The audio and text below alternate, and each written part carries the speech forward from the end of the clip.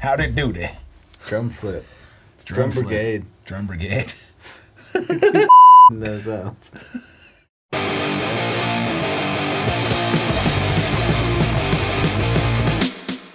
Drum Brigade.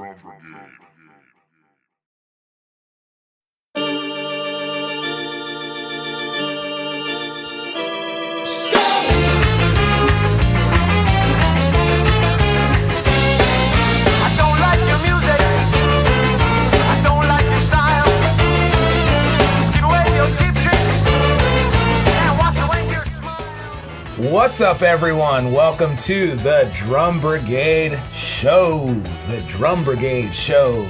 Drum Brigade Show, number 3. Number 3 in full effect. I am your host, Korey Kingston Horn, with the co-host of all co-hosts, funky, fantastic, fabulous Phil Pardell. Yeah. What's up, Phil? That's what's up. Yeah, man. We got a good show. Show number 3, man. They're just popping out. New room. We got a new setting. I mean, like, this show is getting so much more professional. Yeah. It's ridiculous. You can see the old room. Yeah, you see it right there. But there's the couch. We're just chilling out on the couch. Now we're at a desk looking all professional. Mm-hmm. You know, but we're still keeping it real. Yeah. Yeah. Tech 8. Tech 8 Lite, our sponsor this week, supplying us with a fat supply of brewskis. Mm-hmm. We got a fun show, a great show. Yeah. We got our catch-up, as usual, about our gigs, all the things that we did over the last week. We got an interesting, amazing, cool interview with somebody very special. I interviewed her. Sorry you couldn't be there. I wish I was there. She's awesome. Yeah. Rebecca Jade. Rebecca Jade, that's our special guest. She's not a drummer, but she is... Well, no, she's a drummer. She is a drummer, yeah. She is a drummer. She is a singer. She's currently on tour with Sheila E., who's also a drummer. So, yeah. That's awesome. It's a good interview, man. It's a good interview. Question of the day. Drum fill of the week. Not drum fill of the week. What am I talking about? Not drum fill of the week. Drum video of the week. Oh, yes. Drum video of the week. I still haven't seen it at all. Yeah, it's good. It's good. It's going to blow our minds. I hope so. It's going to blow our minds, I hope. Product review. We're reviewing something. I don't know what we're reviewing, but we're reviewing something. Hopefully it goes better than Traps, dude, because that was a bad product. Bad product. Sorry, Traps. And we got... It's been another week, Phil, and I got another soapbox. Of course. Every week something happens, and people get me on my soapbox, man. What can I say? We'll get into that later, because I don't want to push the button yet. And we're going to finish off this show with drum games. Sweet. Got a fun drum game this week. And new one. All that stuff. So let's get into it. Yeah.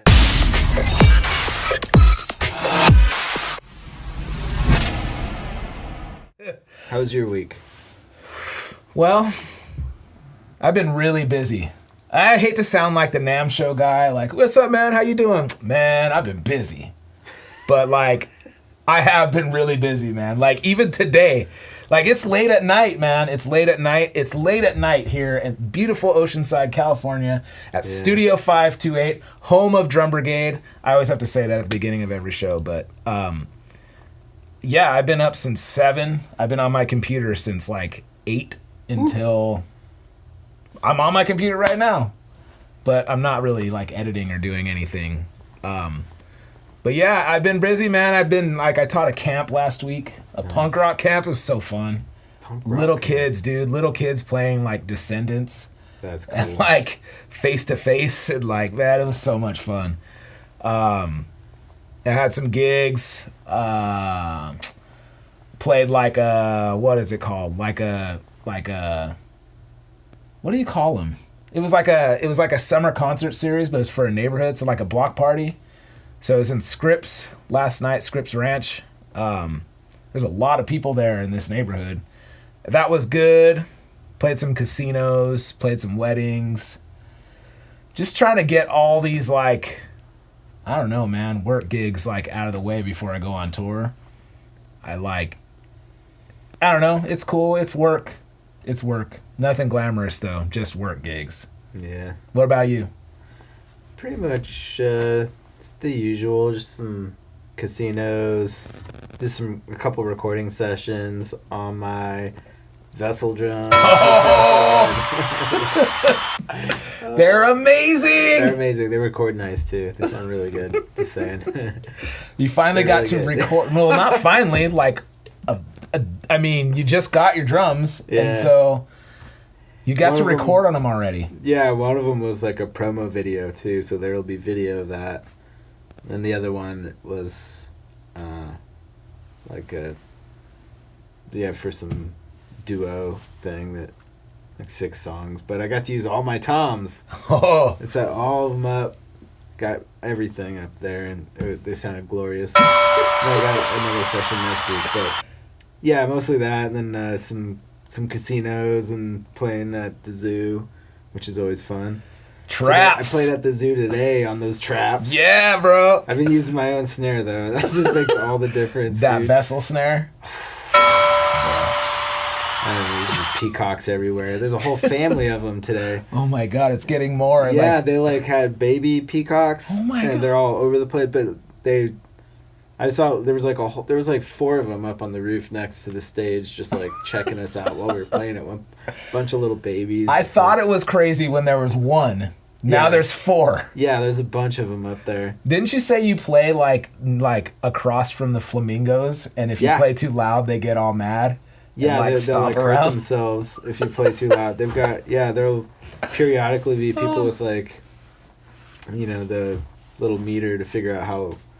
What are they called? Sound meter or sound meter? Yeah, something like that. Something like that. Yeah. Measures the decibels, but Yeah. someone out there to make sure you're not too loud. There's probably the same dudes that are at NAMM show that are like, "You're Probably. too loud," and then they make you like stop Yeah. and they fine you. I'm never too loud though. They work at the zoo. Hey, that's good. That's why you got that gig, man. Yeah, That's it's cool. fun. I just still think it's hilarious. There's like peacocks on the roof. Uh-huh. There's flamingos that are all mad, like stomping around and like, And the peacocks are loud too, man. dude. Have you ever heard peacocks yell? Yeah, I used to live at a place where there was one like across the street, and it was super loud. They just own that place. They go where Yeah. they want. That's dope. That's dope. That's dope. Do they That's a good cheer? word. Like you said, they're loud, but I think they're cheering. I would be like, Sometimes "Thank you, The thank singer you." like mimicked. She mimicked the way they yell. At one that was on the roof staring at her, and they go like, "Ah!" That's what they sound like. I just had to do it. They go, "Ah!" That's what they sound like, and "Ah! Ah! Ah! Ah! Ah! Ah! Ah! Ah!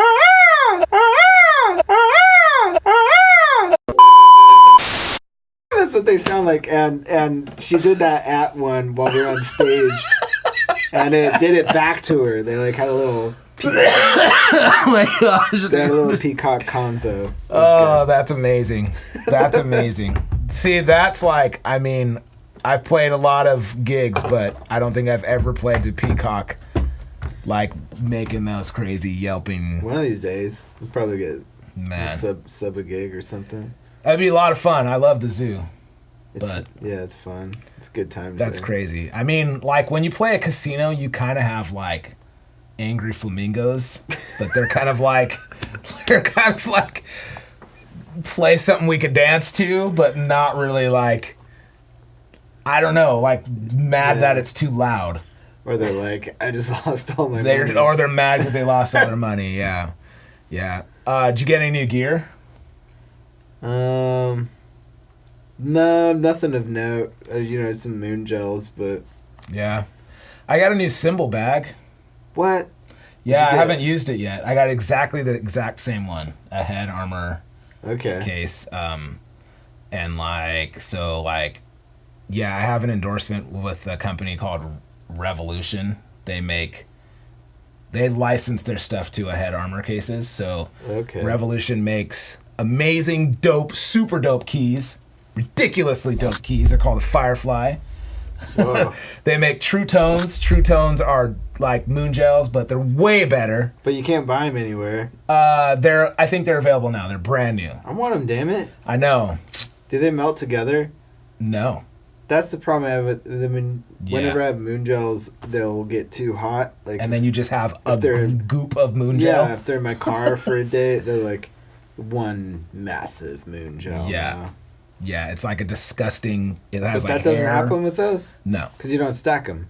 Yeah, you stack them like by twos, but they come in like a really flat case. But they never fuse together? No. Well, I haven't had mine long enough to know if they fuse together, but Should leave your bag in the sun for like a whole day. I mean, anything will fuse. I think my cymbals will fuse together if I leave them in the sun. Mine No? don't. Okay. No, it's a different formula. So they're like, I did a product review on them. You should check out the product review. It's on my YouTube channel, Korey Horn, H-O-R, not Kingston. Anyways, they're like, you can like pull them apart, not pull them apart. They're like, you can pull them, like stretch them out. They're like really like durable. It's a different formula and the packaging is cool. It like fits in your cymbal bag. They're dope, man. Where do you go? You might be able to get them at Drum Flip because he gave me a set to give to them. Drum Flip and Vista. What's up, Ed? Just kidding. Yeah, I got a pack of True Tones, and I got a new cymbal bag because my cymbal bag had a hole on the bottom, and so every time I set my cymbal bag down, it'd be like kunk, and you'd hear my cymbals in there Slightly like cracking, and like it just hurt my life every time. So I ordered a new cymbal bag, and I got one. I haven't used it yet, but I mean, I've been using it for like 3 or 4 years, 5 years maybe. So yeah, it's good. It's the one that you can wear as a backpack, or you can put those away and like put them in there. My cymbal bag is always like a big part of my like setup. Like everywhere, anytime, unless I'm playing electronic gig or electronic drums, I always have my cymbal bag with me, especially when I travel because it's like an extra bag. So I usually put my like stage clothes in my cymbal bag so I don't have to put them in my luggage. Nice. And it works out way better. Like I just fold up everything nice and put it in there, and then it's like an extra suitcase. Yeah. My stick bag fits in there too. Cymbal bag, suitcase, bed condoms. Yes, bed condoms. That always, bed condoms, my bed condom or my sleeping bag liner goes in my carry-on bag because I cannot have that lost, or else I won't be able to sleep. You can always buy some new clothes. No, it has to be. Yeah, I can always buy new clothes, but I cannot always find a bed condom. No. So that stays with me in my carry-on bag, or next to me in the van, or wherever I am. That's in my personal bag with my computer and that stuff. Yeah, bed condoms. It's a must-have. Dude, once you try one, I promise you will not go back. I gotta get one. You gotta get one. They're at REI. They're at Walmart for like $6. $6? I spent way too much on mine. Damn. But yeah, they're only like, maybe they're a little bit more. Maybe they're like $8 Still good. at Walmart. Theirs are square though. Mine is like a mummy one. Oh, that Remember, has you the have to hood. like scoot on it. Rebecca's interview.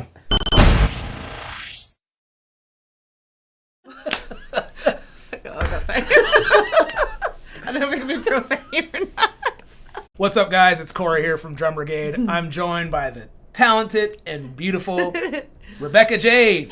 What's up, Rebecca? How are you? I'm good. Thank you for having me. Yeah, thanks for coming. Yeah, of course. Drum Brigade. Yeah. Drum Brigade in the house. Yeah.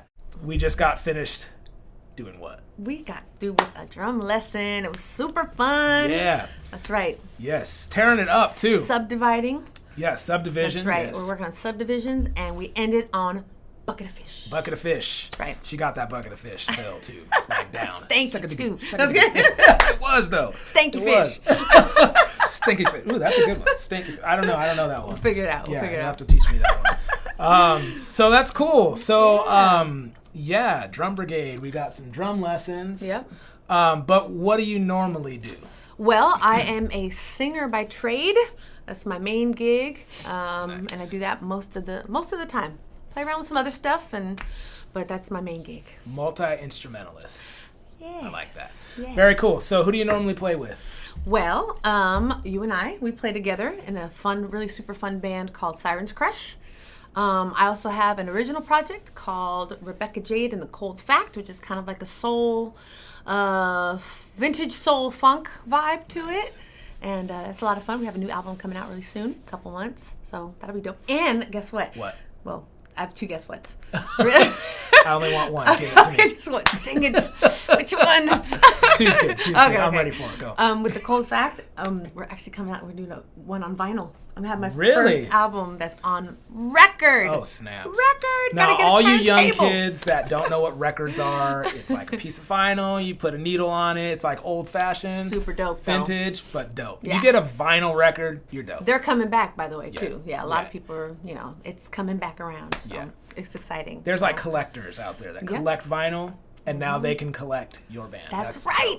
Dude, that's so cool. Very cool. I'm super excited about that. Yeah, So, congrats. thank you. And then you said another video? Another thing. So I okay, just started working with Sheila E., bro.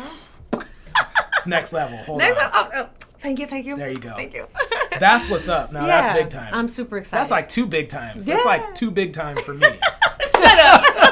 Never. Dude, vinyl and Sheila Vinyl E. and Sheila E. That's killer. Yeah, so That's killer. just picked up touring with her this summer, so I'm really excited, and the show's been super fun. So Dope. yeah. How's the tours going? It's not too bad. We're just going all around the U.S. and Very cool. super chill. So we're, I'm excited because I'm getting to go places that I've never been around, Yeah. Even just the U.S. and stuff. So That is so it's- cool. Playing yeah. on some big stages, playing Yeah. with a well-known artist. Yeah. Look at you. So that's part of the reason I'm hanging out here at Drum Brigade because I'm maybe one day we'll be able to do a little drum off with I think one with day Sheila. soon. One day soon would be dope. If that happens, you got to be wearing a Drum Brigade Heck to shirt. the yes. And some Drum Brigade sticks. Yep. Maybe kick some over to Sheila E. No, I'm Absolutely. just kidding. No, that's cool, but I would love for you to do that. That would be dope. Way So, dope. We're planting the seed now, Yes. preparing for the possible opportunity. So that's why Yes. we're hanging out here with you. That's here cool. at Drum Brigade. Super cool. awesome. It's been so much fun, and you're so easy to work with. So thank you Right for. on. Well, thank you. Of course. Thank you. Of course. So that's cool. So man, great gig right now that you got on and that Yeah. you're touring with. Yeah. And Thank you. very cool what you're doing. Very Thanks. cool. So let's go back. How did you get your start in music?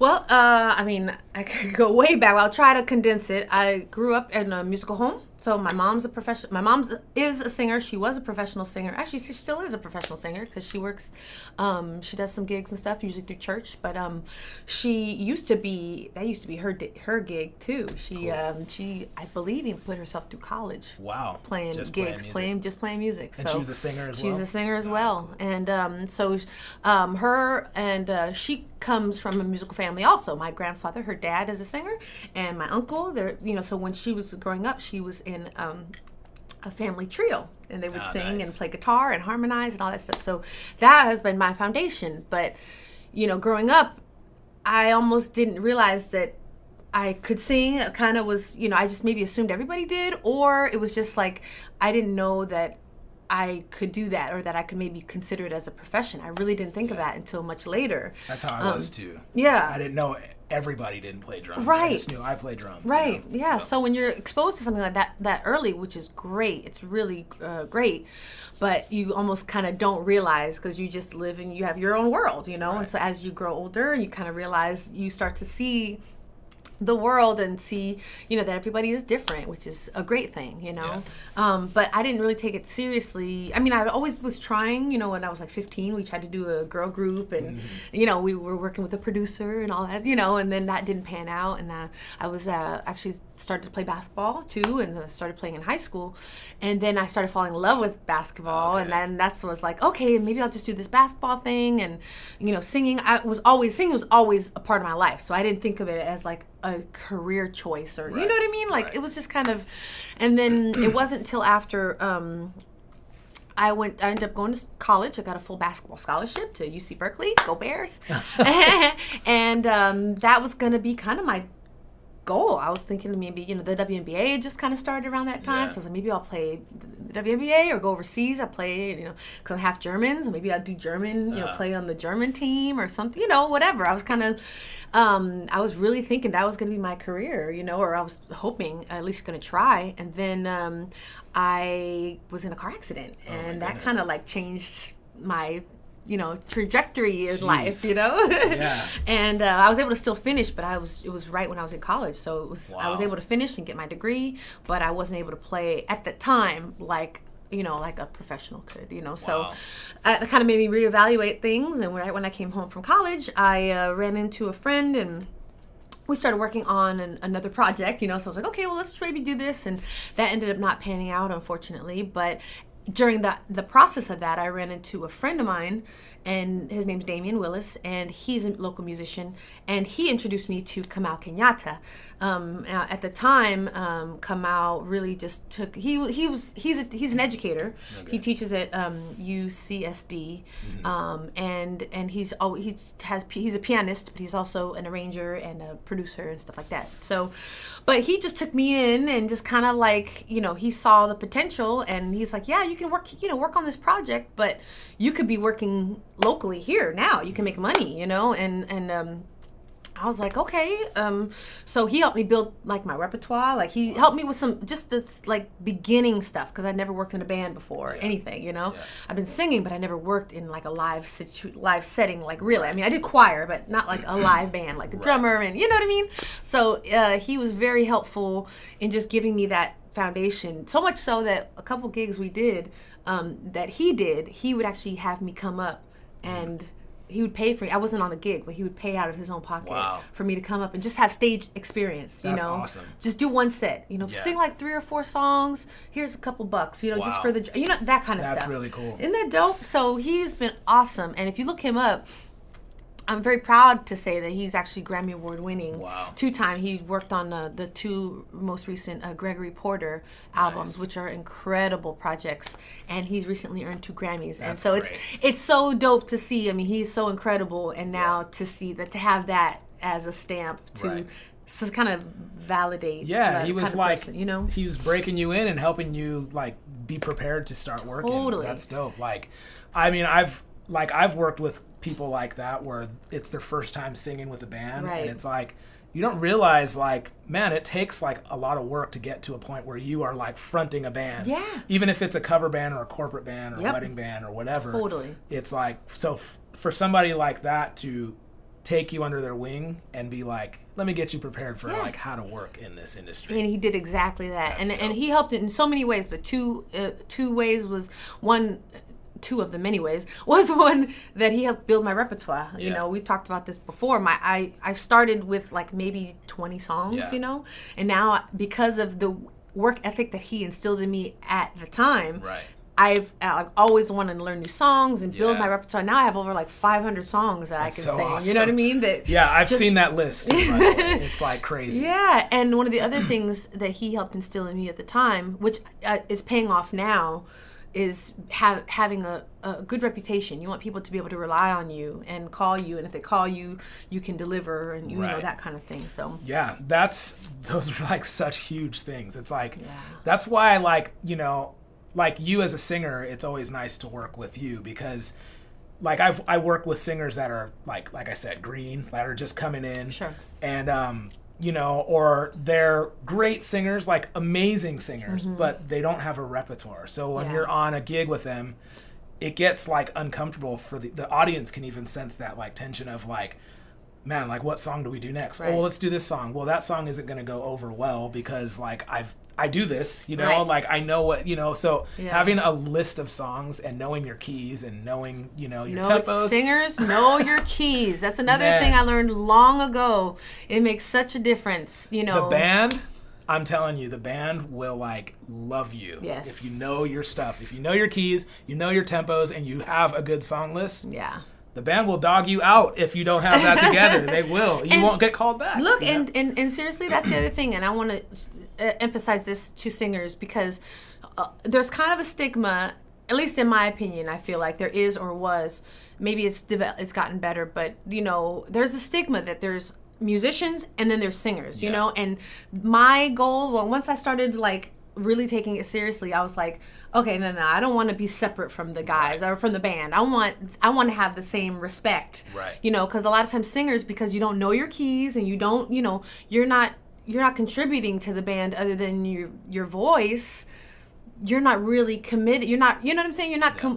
You're not encompassing everything. So you kind of separate yourself, and it's harder for them to respect you if you can't, hold up your part. Like, you're not just a pretty face and a pretty voice or whatever, like. Right. And that's an excellent point. So like from a drummer's perspective, like for me sitting behind the drums and playing behind you, like there's a difference between a singer like you or you that like commands the band. You cue, when it's like time to break, when it's time to stop, how the ending's going to go.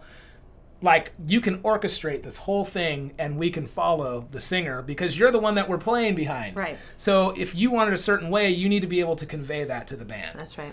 And like, if a singer can't do that, then it's me, trying to convey that to the band, what I think you want. Right. That's and so true. Your back is to me. So if I'm like, here's the ending, but that's not the ending you wanted. Right.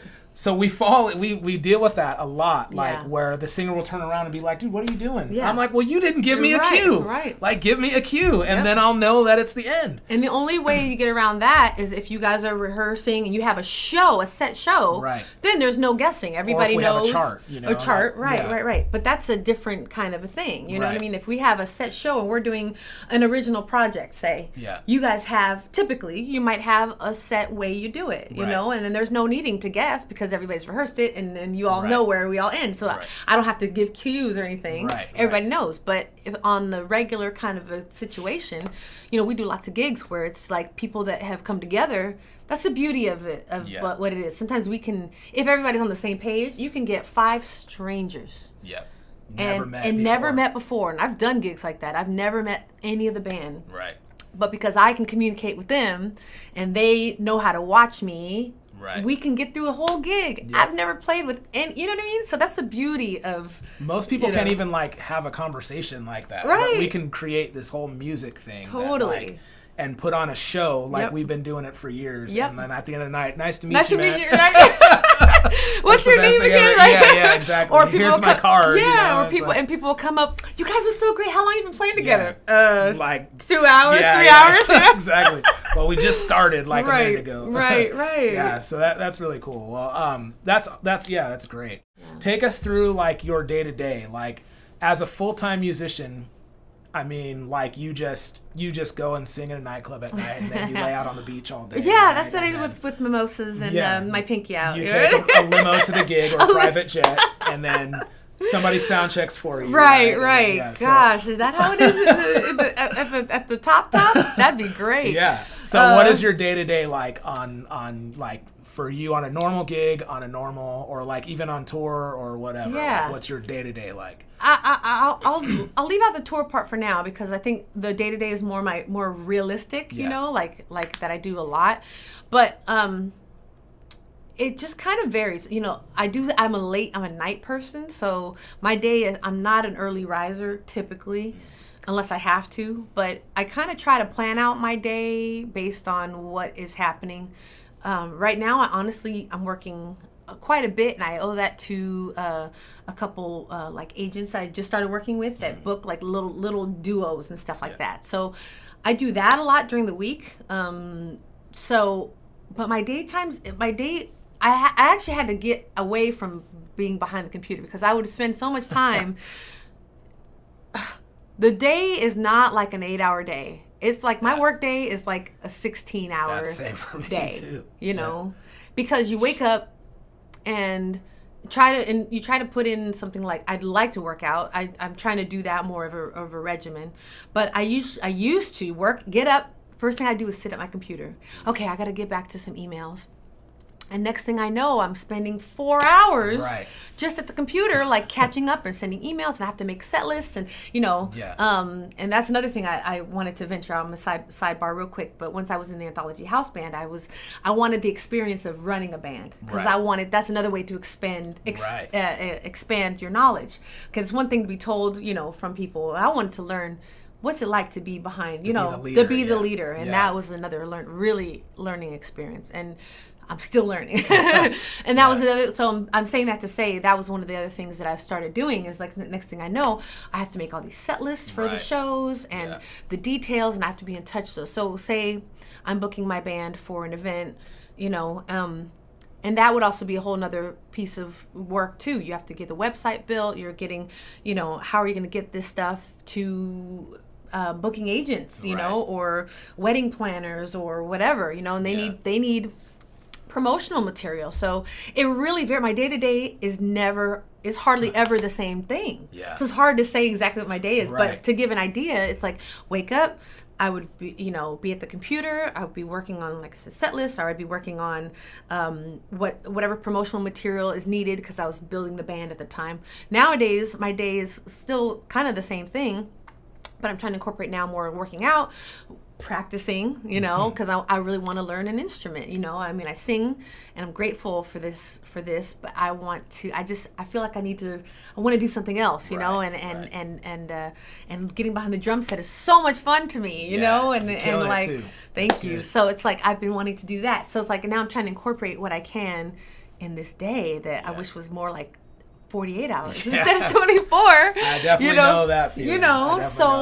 And then have to be ready for a gig. So now thinking of a gig, a lot of times most of the time it's like a duo thing, or but I have to get the details to the person, or whatever, get the details to the band or the musician, and then sometimes we make set lists. Sometimes we can get away with it. If there's somebody I've been working with a lot, we already know a lot of songs we can just call like regularly, and we don't have to worry about making a set list. But that is still an important part, making. I spend a lot of time on social media, a lot. Yeah, that's definitely part of it. It's a huge part. People don't think that's like one of the biggest parts of what we do. I mean, like, people act like we're just like fidgeting around on our phones, but it's like literally you're promoting yourself and what you do all the time. Like, yeah. So that's I spend a lot of that I still do every day. I'm on social media, and the parts that are, I'm spending time building my business, but the parts that kind of fall to the wayside, or things like, shoot, I gotta do dishes now too. I gotta do laundry. Shoot, life. I'm leaving on Wednesday for this tour. Well, to start one of the trips. I need to do laundry. I'm trying to figure out when. I'm probably gonna do it at midnight tonight. I swear to God, I probably am. This is exactly this, like, what you're describing is like exactly how my life is every day. And it just goes to show that it's not just drummers, it's not just singers. It's like, to be a full-time musician, this is what it's all about. Like, trying to get on social media, tell people about you, sell yourself as a product. Without being pushy, but without still being creative in some way. Or without being like all like arrogant about it. Like, look at me. Like, but you want to work, and you want to keep yourself relevant. And then like, you're leaving on tour, you got to get ready for a gig. For me, I have to load up everything. And then I have to unload everything and be there at sound check. And like, for you get it the worst. But still, like, I don't have to contact musicians and be like, hey, are you free this date? Can you do the gig with me? Or like, here's the songs I want to do. I can just go look at your list and be like, okay, I know those songs, and play them. So it's like a balancing act that, like, there's things that you don't have to do that I do, and things that I don't have to do that you do. But like, like leaving before tour and realizing you have laundry to do is like, that's such a like thing that only we go through, like. And then even tomorrow, like, so I was trying to think, because I have like sitting there going, okay, how am I going to plan out because I leave Wednesday, I leave in 2 days, and I still need to do laundry. And then I was like, okay, tomorrow I'm going to do this. And then I look at my calendar, and I have a rehearsal in the morning I was like, I forgot I have a rehearsal that I have to, because I was looking just tonight at my schedule for tomorrow that I didn't think about the rehearsal. But when I looked, I was like, so I have to work around the rehearsal, and then, so it's a lot, and trying to be, I think the thing, if I could encourage anybody to do, that I wish I would have worked more on is having a foundation of organization. Yeah. Being organized is probably super helpful. Yeah. That's where I lack. I feel like I need to I'm trying to play around now with like different, so maybe do I need to make a list of the night before, what I need to do, or look at the week ahead? I don't know how much in advance I can, so I'm trying to play with that a little bit. Everybody has like their own way of doing it. Yeah. And I just started doing that too. Like my wife always gets on me about like, you need to make a list and you need to be organized. And I'm just like, no, I know what I need to do and I'll just do it my way. Yeah. But like one guy told me like, like he was helping me out and he was like, make a list of what you need to do and then designate only a certain amount of time to each thing. That's where I struggle too, because so, I'll go like, next thing I know, I'm doing something and I'm thinking it'll just be an hour and it ends up being 3 or something. And I'm like, now I have 2 hours less of what of my day. For me, if I do it that way, like I'll have to stick to it. So if like my exercise is most of the time cycling. Yeah. So I'm like, okay, well I know I want to devote 2 hours to cycling. So I have to wake up by this time or else I'm not going to get on my bike ride. Right. And then like, or if I want to devote like 30 minutes to practice or an hour to practice, I have to get started and I have to like structure everything, or it's not going to work. I'm only going to devote an hour to this project. Right. And if I get done with it, great. If I'm not, for me, it's a lot of movie editing and all kinds of stuff. Yeah.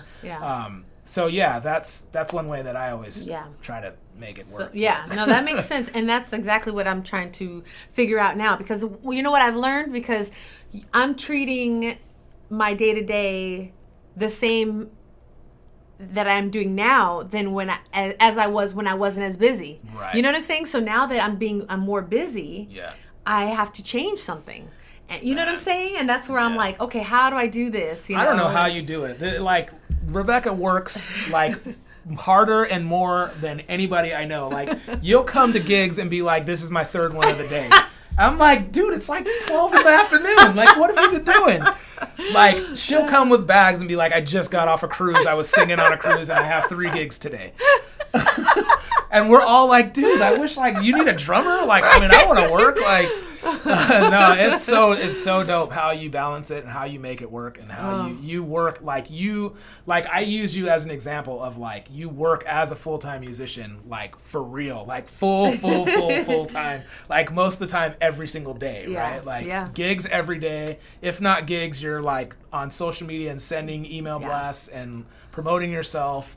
You're in lessons, you're teaching, you're doing all kinds of stuff. It's so dope. Thank you very much. Yeah, it's a trip though, like it's a good thing, but sometimes, and I mentioned this to you before. A friend of mine, actually, a phenomenal singer, Ashling, she said it in a way, because I was kind of telling her about this. I was like, man, I'm gigging a lot, but I don't have time for other things, and she's like, if you think about it, when you say yes to a gig, you're saying no to something else, and I'm like, oh, that never clicked for me until she just said it like that. I was like, that's true. If I'm saying yes to every gig, I can't find the motivation to write songs as much as I want to, because I want to also, I'm gigging a lot and I love it, right? But I'm also, my goal is to transition out of gigging, to a bunch of gigs every day. I want to do of my stuff, I want to write more, and I want to have be more creative. But how can I be creative when I'm exhausted? Right. Or I mean, I can be, but I get moments of inspiration to write. But I want to do it. I want to write more songs. I want to write more songs. Yeah. That's really cool. Yeah, I think you will do that. Yeah, no, and I know that's where I want to go, and it will happen. It's just trying to figure it out. That's an interesting point too. Like, saying no to something or saying yes to something, you're saying no to something. Isn't that else, interesting? Which can open the door for what you really want to do if you say no to a couple things. Yes. But it's hard kind of like going, well, I got this paying gig, Right. That's the struggle. That's the struggle. So, do you ever stop and think like, man, like you ever like look at your life and be like, man, how did I become this? Like I'm doing kind of what I love to do and like I'm making it work. Like how did I do that? I do think that a lot, and sometimes it's a little overwhelming, because it's like to get to that point, I'm spending so much time building that, you know, Right. still constantly building that. Like I said, and you know, I just came back from doing the Dave Koz cruise, which was Right. super fun, but that jacked me up Yeah, it's a because lot of work. I was gone for almost a month Yeah. with hardly any internet. Wow. So I had like, you know, you could pay for it, but it was pretty expensive. There was a couple things I really, really had a deadline I had to do, so I got the internet for one day, Yeah. and I had to, you know, catch up. Other than that, I was gone for almost. I was gone I would for. die. I know, but it was kind of nice. I got to be honest, it was Yeah. kind of nice to disconnect. I could only use my phone. I couldn't even really call. Like I could, you know, but for the most part, that was. But I was paying for it when I came back because I was like, I got so behind on some Right. stuff, and like Right. I'm still catching up now. It's almost a month later. You know what I mean? That's, yeah. That kind of thing. So I'm trying to find that balance of being Right. able to catch, you know. You need a personal assistant. That's what Funny you you need. say that. I think I'm actually getting that Oh, yeah. really soon to try it out. We'll see. Yeah. So, but that's another thing. But I feel like that's cool. I do Yeah. have somebody that, you know. At the we're end of the considering day, like at the end of the day, this is us. Like this is you running a business. Like Yeah. if you were running a business that sold T-shirts, Right. and you were gone for a month and you couldn't send email blasts and Right. stuff, you would be killing your business. Right. You know, and so you would have to hire somebody. Right. A personal assistant to help you build your business. Yeah. It's the same thing. Yep. That's the problem with a lot of people that like they don't really understand that. You know, people think that we do this for fun or it's our hobby. I've had so many people go, "So what do you really do?" Yeah. Or like, "Do you make money at that?" And I'm like, "Man, like what do you think I do all day? Like you think I'm just like, you know, playing the dancing monkey like with cymbals?" Right. Oh my God. Like I'm like, dude, this is like if you knew how hard I worked at Yeah. making this work. Like I used to be in construction and I worked my butt off every day to do that job. Right. And it's like I just finally clicked one day, like, you know what? Like I'm gonna put the effort that I put to kicking in carpet, like Yeah. I used to do, into doing drums and music Yeah. and making it work. Yep. And like with carpet, I would install carpet and then I would do repairs for carpet and I would like supervise other people doing carpet. Yep. And I did a lot of different things. I wasn't just only doing carpet. So with drums, I teach, I play gigs, I go on tour, I Yep. do all kinds of stuff Yep. with that. And That's it's the right. same. I think it's the same for you too. Totally. Like you Totally. go on tour, you sing with this band, you sing with that band, you have your own band, Yeah. you're on social media, you're like doing videos, you're putting out vinyl. Yeah. It's all like part of it. I also do like even other branches of it. I dabble. I don't do it crazy, but I dabble in acting too. Yeah. And it's still part to me. It's all artistic. You know what I Yeah. mean? So it's still part of that bubble. You know. Seeing that, like that all goes together. Like Totally. your sports and your acting. Sports does too. Like Totally. I've seen it in your videos. It's like you're like that's like what an artist is. If you can get in a video and you're not like shy about it and Yeah. like that's why I'm not an actor because I'm like scared to death behind the camera. But it's cool. It all to me it contributes, and yeah, I think the acting helps me feel comfortable in front of a camera or, whatever the case may be. Sports is still so much. I still play basketball today because that to me is my outlet, even though a lot of people use music as their outlet. Music is, when I write and stuff, it is therapeutic or whatever, but to me, the physical action of playing, like Right. I can disassociate from music for Right. a couple hours and just Yeah. really, because music is my job, but I love it. You know what I'm saying? It's different. It's a different kind of thing. You know Yeah. what I mean? But Yeah. the basketball is being able to still play is like sanity. It's sane. It gives Yeah. me sanity is what I'm trying to say. It's the same for me riding my bike. Yeah. It's like I need that to disconnect, but I need that also to like be in shape and have Right. stamina to play like That's all right. night long. Yes. For you, probably with breathing and like singing. 100%. Yeah. Yep. That's very cool. Well, Yeah. I'm really stoked that you came and did an Oh interview my with us God, are you today. kidding? Is there anything like how can people get a hold of you, and is there anything you want to plug? Sure, yeah. I'm on social media, and all my handles are Lady Rebecca Jade. So Facebook, Instagram, Twitter, # Lady Rebecca Jade, and I have a website, RebeccaJade.com, and I have some stuff up on like Reverb Nation and SoundCloud. Same, Lady Rebecca Jade on that. And the Cold Fact is coming out with a new album. It's gonna be dope. I'm so excited. Nice. And that'll be in a couple months. And I'm actually working on a solo project as well. So that's taking a little bit longer. It'll be probably towards the end of the year for that one. But Okay. I'm super excited, and Very cool. I'm hoping to get this guy involved in it too. So. I mean, I'm not cheap. But, I'm You're down. well worth it. Very cool. And if they want to come see you playing with Sheila E., they can just check the tour dates. Yes, yeah. We have some stuff in New York's coming up and some stuff in LA. We're doing... yeah, just have to check it. We're doing a bunch of stuff. We're actually going to Pleasanton in a couple weeks. And very cool. So, yeah, all over. And then next time she's on stage with Sheila E., she's going to, like, kick her off the drums while she's doing her solo and just, like, tear it up. That's right. So, like, I'm going to be in the audience. Bucket of fish, yes, bucket of fish. Like. I'm going to throw her Drum Brigade sticks and it's That's just bucket of fish, bucket of fish, bucket of fish. Like, until she gets kicked off. That's right. That's right. It's going to be dope. All right. Yep. Lady Rebecca Jade, thank you so much. Thank you. All right. Drum Brigade. Drum Brigade.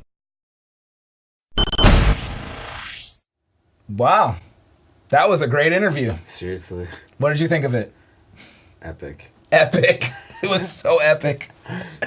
It was really cool, though, to get, like, another perspective of, like, a full-time working musician, man. She's, like, Rebecca is one of the hardest working musicians I've ever known. She kills it. Yeah, and she's amazing, like, singer and, like, performer, and she's an athlete, like she mentioned in her interview. Like, so she's, like, but she works so hard as a musician.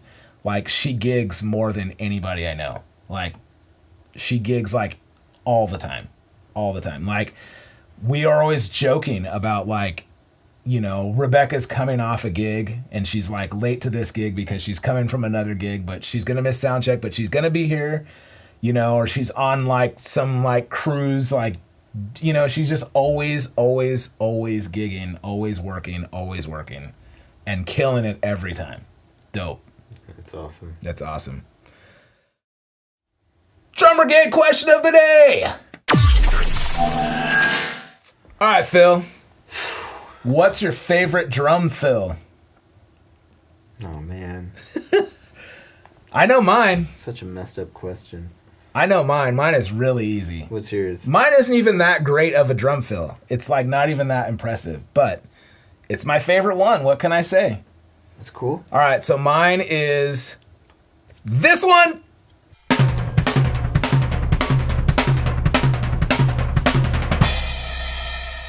Okay, so I think that drum fill is, the way I hear it is as 16-note triplets.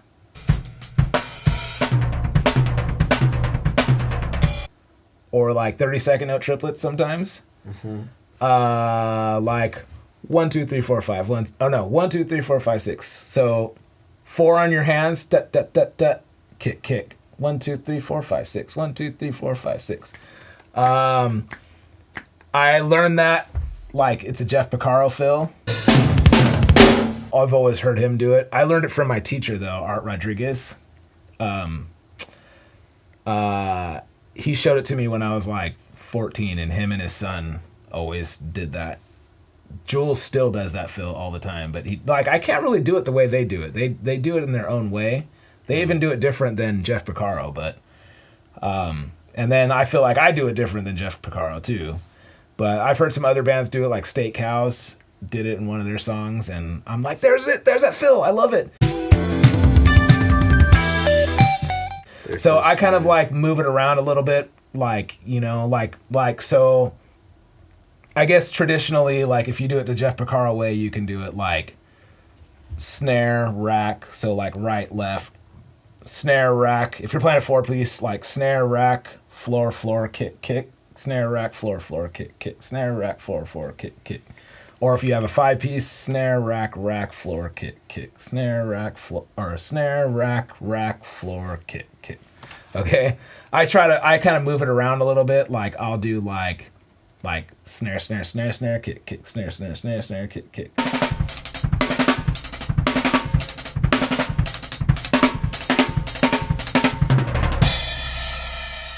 Or like hi-hat. No, hi-hat. Well, it's 2 syllables. So hi-hat, snare, snare, kick, kick. Hi-hat, snare, snare, kick, kick. Hi-hat, snare, snare, kick, kick. Snare, snare, snare, snare, kick, kick. Hi-hat, snare, kick, kick. Sound like such a drum dork right now. Anyways. It's a good one. It's classic. It's a good one. It's a good. Fits in so many situations. I like it, man. I hear it a lot of gospel chop dudes do it with some attitude. Yeah. And but it all goes back to Jeff Porcaro, man. Or even you could take that phrase and turn it into things that are normally grouped in fours, like 16ths or 32nds. Okay. And then you get that over the beat thing. Yes. I don't do it that way because my mind is very small, apparently, Phil. No, you do it that way. I don't think you know. I don't think you're thinking about it like that. Okay. I'm pretty sure I've seen you do that before, though. Well, there's some variations that I pull off of that. Yeah. So, I'll do it in 5. So I'll take away one of the kicks. I've heard you do one like that too, but you'll do 3 hands and 2 kicks. So my 5 version of that fill is hand or right, left, kick, right, left, kick, right, left, kick.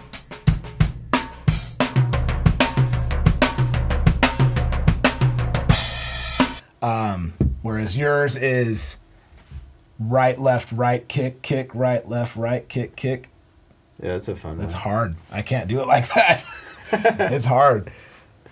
It's weird how you feel things you can play one thing perfect or very easily, and then you can change one thing about it and you're can't do it. Yeah. That's how I am. It's really hard. I can't feel it like that. But that's just me. All right, so what's your favorite fill? Well, I think one of my, I like messing around with rolls and doing over the bar phrasing. So I guess one of the ones I probably use a lot is doing rolls punctuated in 3s.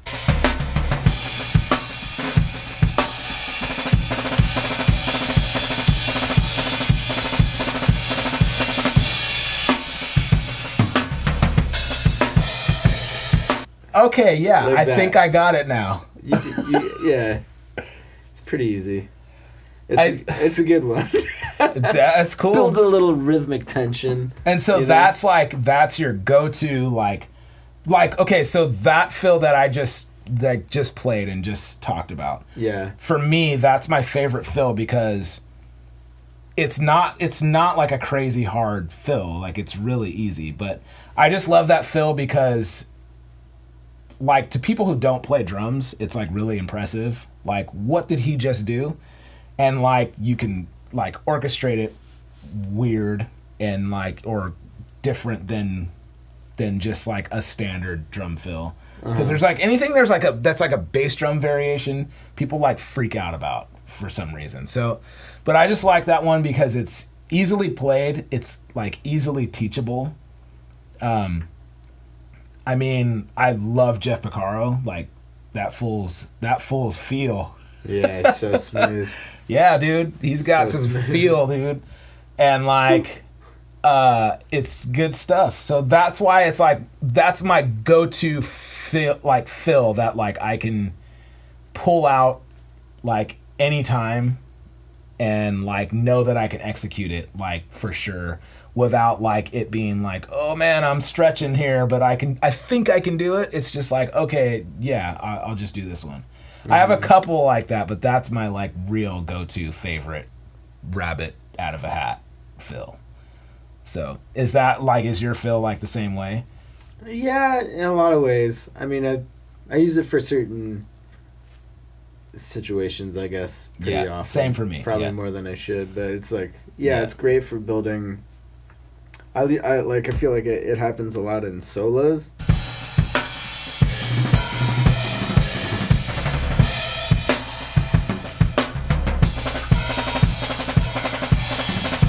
It's a pretty common phrase for soloing ideas, and it's just nice. It builds a nice amount of tension, but not so much that it's too mathy. Yeah. Right. It's enough rhythmic tension that it sounds interesting, and you can move it around really easily. But it's not so much that it's the band gets lost or it's syncopated enough to get people's attention and be what's he doing? Is he messing up? But then it's oh, that was awesome at the end of it. Yeah. Yeah, I like that. But it's not like everybody's going to fall on their face because it's so, like, such a huge polyrhythm that Yeah, it's they're not like confused by it's it. not like one of the it's like Yeah.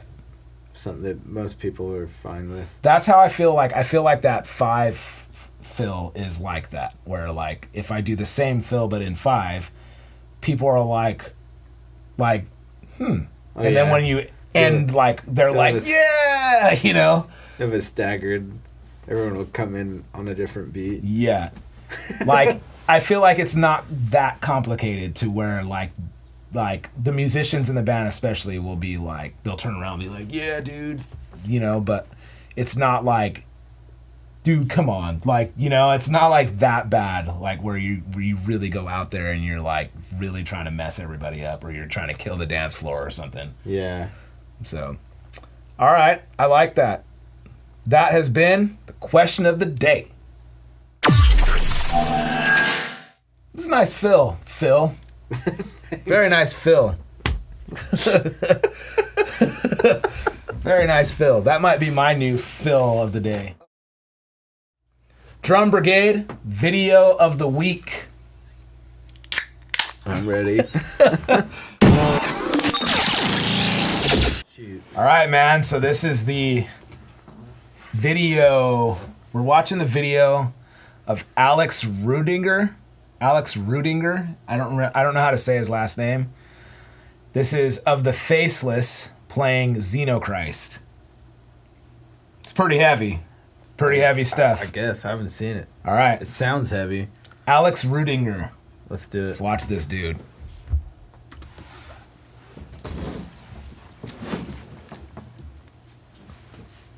Pearl. Mino. Just kidding.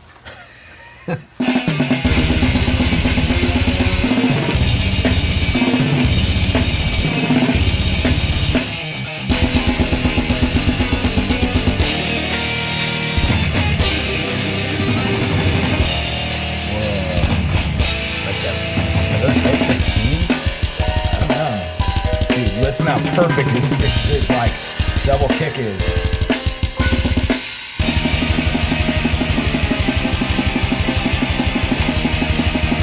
Yeah, looking right at us.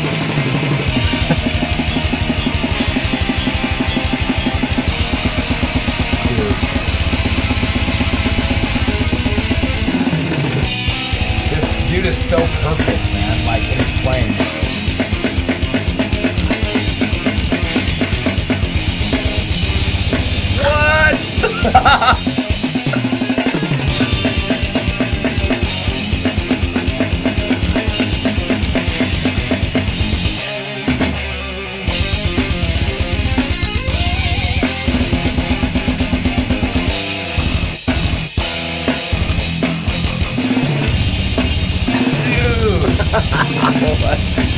Bro!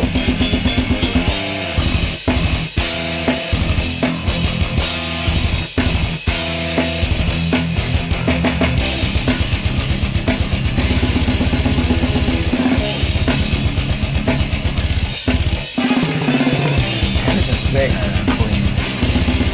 The cleanest drummer I've ever heard.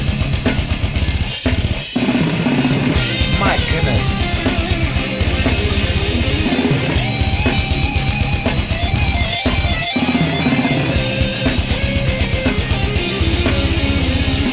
Look how perfect his like grip is.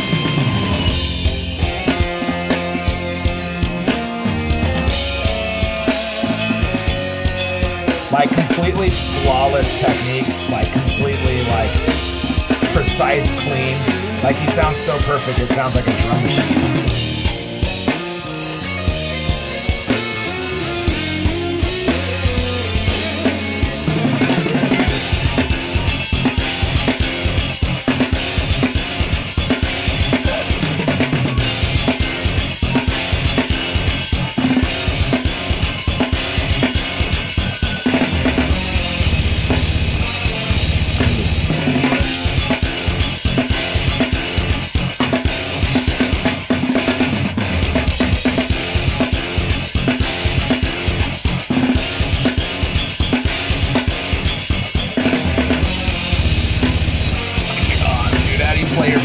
fast.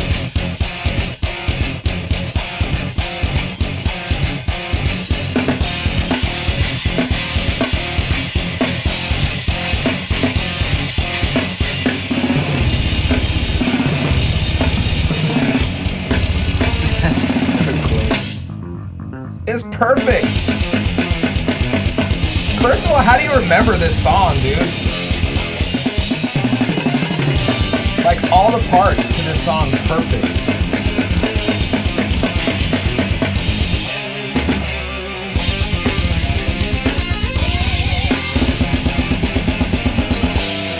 Awesome.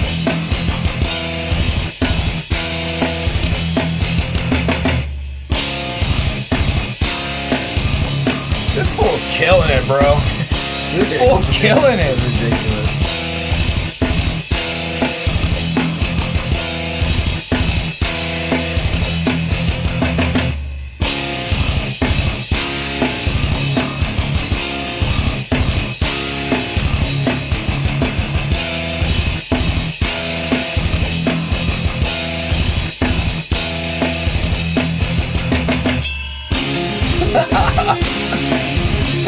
Even that was just completely perfect. Yeah.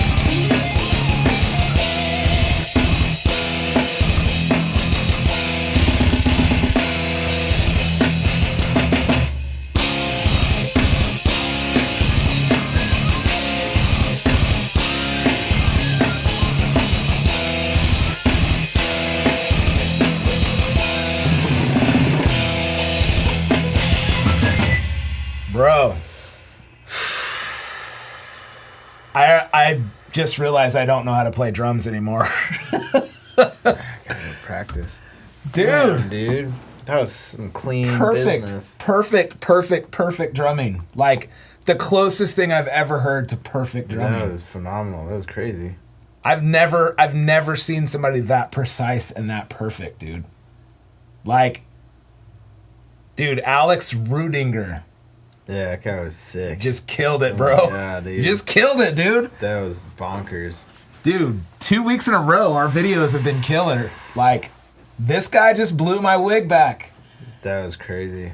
Yeah, So dude. clean. So clean. Like, that is not the style of drumming that I play. Me neither. That dude is like perfect and That precise was and amazing. like flawless in every freaking way, dude. That guy is amazing.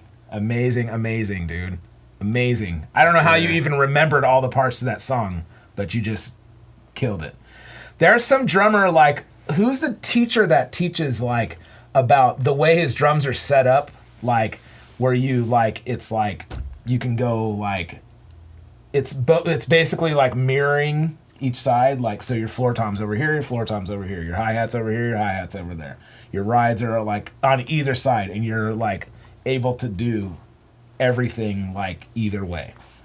I don't remember who it is, but that's pretty rad. yeah, so I've heard of it. I can't remember. If I remember later, like, I'll just put it in the description or something, but, like, yeah, I can't remember who it was, but there's he's doing like ride stuff with his left hand. yeah, like, everything is kind of set up the same, like, on both floor sides. toms. 2 floor toms on each side, yeah.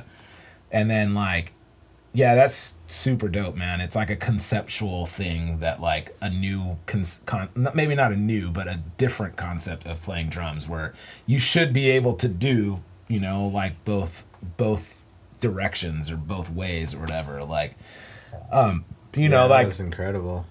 His control Yeah, dude. was so tight. dude, that dude is phenomenal. That just, like, is amazing.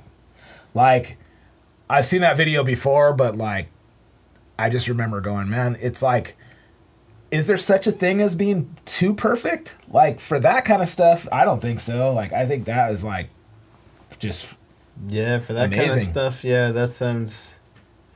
yeah, dude. Yeah. I mean, For that kind of stuff, I think you're the dude, Alex Rudinger. Yeah, that was amazing. You're the dude. And it's cool to see someone that. Because I feel like, especially in like really heavy music, it's like really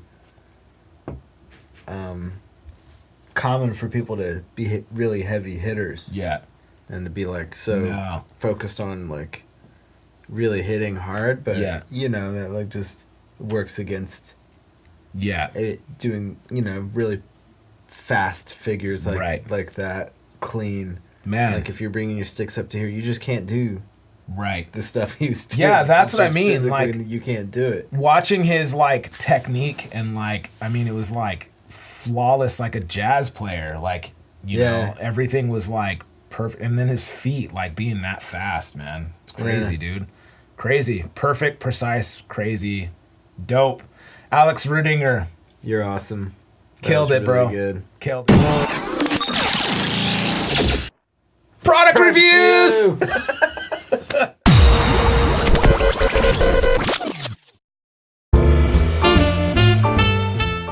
You get to watch me drink a beer while Phil goes and gets our product for the product review of the week.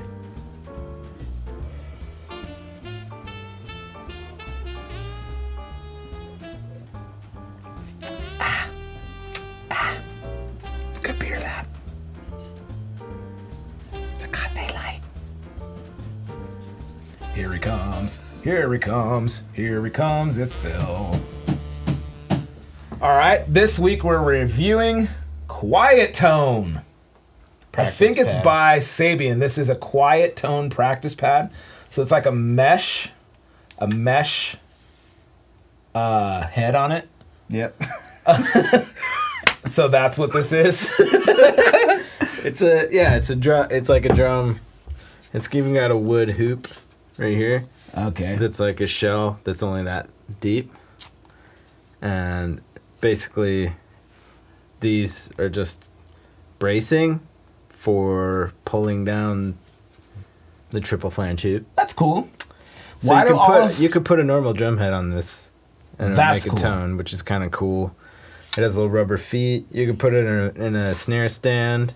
Oh, that's cool. I even thought you could put a trigger on it Oh, that's if you wanted cool. like a silent trigger pad to add to your setup. You know, and just like permanently put it on there. Why do we love reviewing flat drums so much? I don't know. All right, well, I have mixed reviews on this thing. So, I like it. Yeah. But I'm 50-50 on it. Yeah, I know what you mean. I'll tell you why. Okay, for one, I love this simple design. Such a why didn't I think of that kind of thing? Like so simple and easy, just a couple braces here to hold a head on a small little piece of wood. It probably cost them nothing to make this. But the mesh head is where I start kind of, it reminds me too much of V drums. And I don't want to get on my soapbox right now, No. but if we talk about V drums, no. I will push the button. Well, yeah. I mean, but the V drums, they're usually a lot smaller. So I feel like Yes. the tension is way different. Like when they're this big, they're just like insanely Yeah. springy. But So I'm not gonna. That's 14 inches. That's what I do like about it. So Yeah. I'm not gonna go off on a tangent like I did in other reviews on why I don't like this, because I'm definitely leaning more towards liking this. Yeah. And this is why I like it. I like that it uses a real life rim or hoop or whatever you want to call it on this practice pad. Yeah. I like that because my rubber practice pad doesn't have a rim on it. Yeah, no rim action. Yeah. Yeah. Yeah. And I like that you can put a real head on it. I like that. Yeah, I bet you could even do like brush work on it. Or there's those clip-on, LP makes those things that just clip onto a hoop that have like snare wires or jingles, or like if you put a normal head on it, it could be like, Well, you know, Aquarian makes like a little like trigger clip that goes on there, and if you can trigger it to be whatever you want. Yeah. And I have one. They're great. That would work great on this. So you can what I like about it is you can put a head on there. You can probably crank it down and make it sound like a timbale maybe. yeah. like for reggae stuff. I You haven't can done put it a yet, trigger but I'm on sure. there. Yeah. You can practice on it. It doesn't make hardly any noise. I mean, you can hear it on our table, but like it's pretty like it's very quiet for a practice pad. That's like way quieter than a rubber one. Yeah. I was worried when I first got it, I was worried it was going to be like too quiet where Yeah. like you couldn't hear like precisely what you were doing, like you Right. couldn't hear all the articulation, but you can hear it fine. Yeah, I think that's cool. Like, I think that's cool. You know, the thing I don't like is the mesh head. I think that's a little weird. Like, it's kind of like, that doesn't feel like a real drum to me. It feels like a V drum to me. Yeah. I think that's the only thing I don't like about it. You know, like, I think it's like great that it's 14 inches. I think it's great that you can put a real head on it. I think it's great that it's got a rim. I think it's cool that you could put a trigger on it. Like, I think the design is really simple and unique and cool and like just, yeah, has rubber legs on it. And yeah, I think I'm about 65% on this one. Pretty good. That's really good for my reviews because Yeah. you know I would be like, nah, it's whack. I mean, I think I don't know. It's hard because like the rubber pads don't feel like they don't even remotely feel like a drum. They don't feel like Not a even drum close. either. They're just Yeah. like, Yeah. and I don't know. I think this thing, I like the way that, yeah, you can hit it and depending on how hard you hit it, it responds different. Yeah. Like if you're hitting it light, it'll, I don't know. It seems, for me, it seems closer to a drum than your typical like gum rubber pad. Yeah. But yeah, I know what you mean. It can be a bit springy. I still haven't messed around with because like those Remo practice pads, the classic plastic rim. It's like the same principle, really. Yeah. And you can actually get them with a mesh head too. I didn't know that. But they don't have like a real metal hoop, and you can't get them in 14. I think the biggest it's it like goes 12. Yeah, I think. Yeah. I think I still have a 10-inch one. It's like the same principle, but there's foam in here. I mean, I guess it's all right. Like, it's all right. It's just springy, man. Yeah. I'll tell you what's really dope. Drums are springy. These Drum Brigade sticks, though. Yeah, those are dope. I mean, they'll kind of make any practice pad, like, really great. Yeah, it looks cooler with them on there, too. Right? I mean, those are some used sticks, but... I need some more. You know where I can get some of these? I know a guy who knows a guy. You know a guy? So, all right, that's Quiet Tone. It's all right. Yeah. It works. I don't know. It's all right. It's hard, it's not the most romantic piece of equipment. Just practice pads in general. That's cool. I don't mean, think I've ever played a practice pad that's got me like yeah. Really excited. Yeah, I mean, like, I I played one. Those Kevlar ones were pretty cool. I hate those. I liked it, but $100? I feel like you're playing on a table. I didn't like the Kevlar rubber. It has like it's good. It's good. I liked it. You think? I liked it, and I like that it's custom. But dude, $100 is too much for a practice pad. I could Those are almost get a custom? snare. Yeah, you can like customize them, Like how so? different colors. I think you That's could put pretty like your cool. school logos and stuff on there too. So I don't know, but I might be able to get a Drum Brigade one. I thought about ordering one. Okay, then you got like the Reflex ones, Reflex XXXXXX. What are those?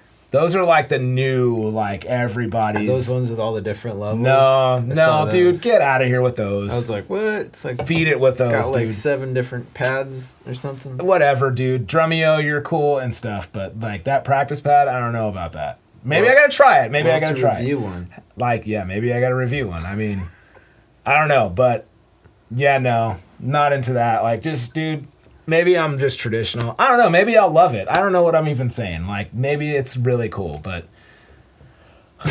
how many levels do you need on a practice pad, dude? Like, okay, whatever. I get the concept. I get it. It's cool. The Reflex one, I haven't tried it, but everybody's like freaking out about it. What's that one?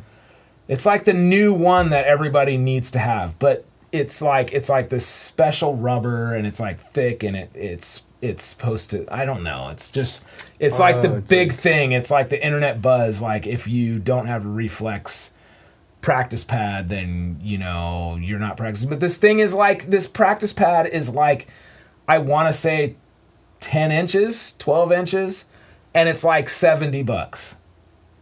I mean, it's like expensive for this thing. It better be good. Like, I mean, I haven't tried it, so I don't know. But like, everybody's ranting and raving about how great this practice pad money is. for a practice pad. So you could get like a real drum for that much. I mean, at Drum Flip you could.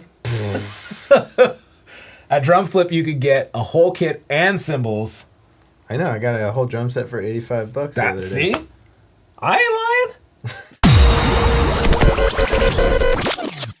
Korey Soapbox.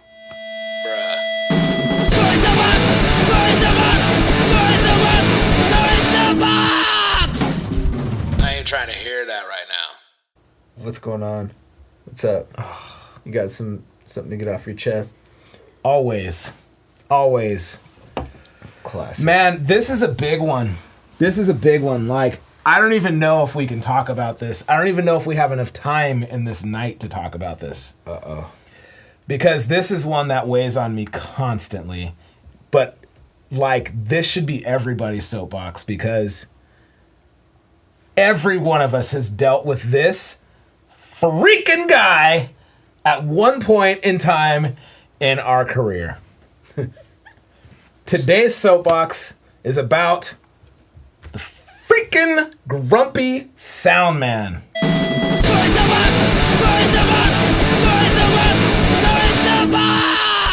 Yes. We all know him. Oh, yes. We all know him. We've all had to deal with him at one point in time or another.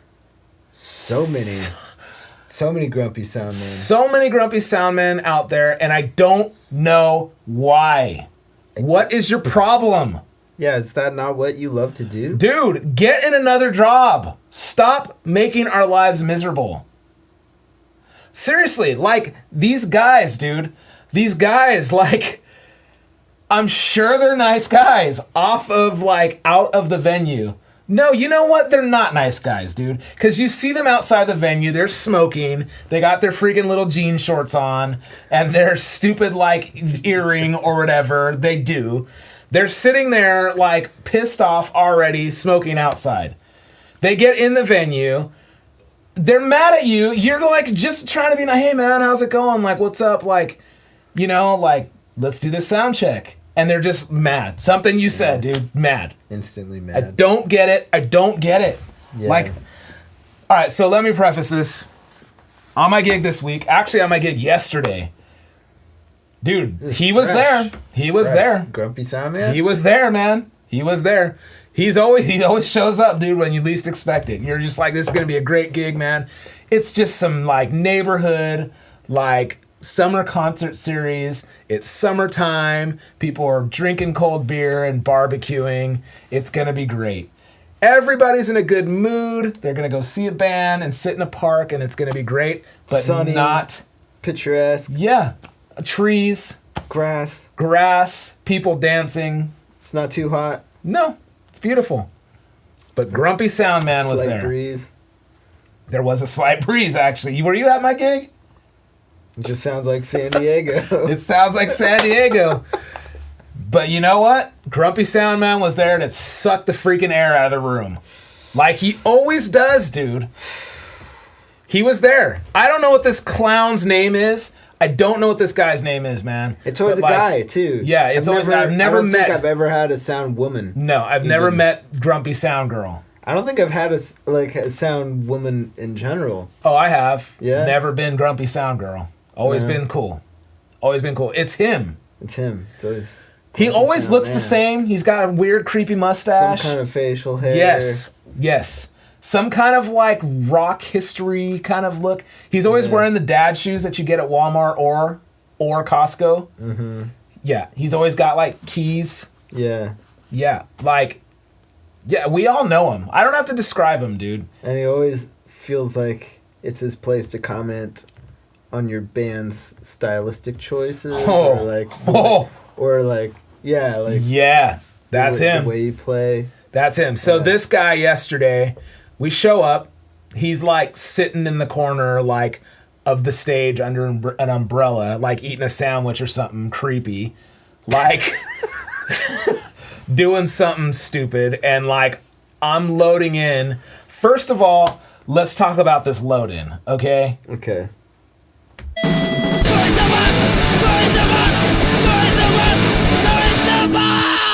First of all, this load in, dude. This load in was crazy. Like, okay, let me just like paint the picture for you, okay? Like, my car is just like right up there. Like, it's just right there. I unload my drums. There's a stage, but it's like down there, okay? There's no stairs. There's no ramp. There's no nothing. There's just like eucalyptus trees and like basically the one step away from being a cliff. Whoa. It's like, it's a hill, but it's like a cliff. There's no carts. Forget using carts. Okay. I have to like basically like either set my kick drum on the top of the hill and then just like roll it off the edge. Don't do that. Okay, and like watch it tumble down the hill. Cause like if I carry it down the hill, I may or may not break my ankle again. Oh yeah. Okay, so I don't want to do that. Cyborg. So I took baby steps, piece by piece, one drum at a time, when normally I got my drum load in down to 2 trips. Okay, I wear my cymbal bag, I carry my cart, I wheel it in like a freaking boss.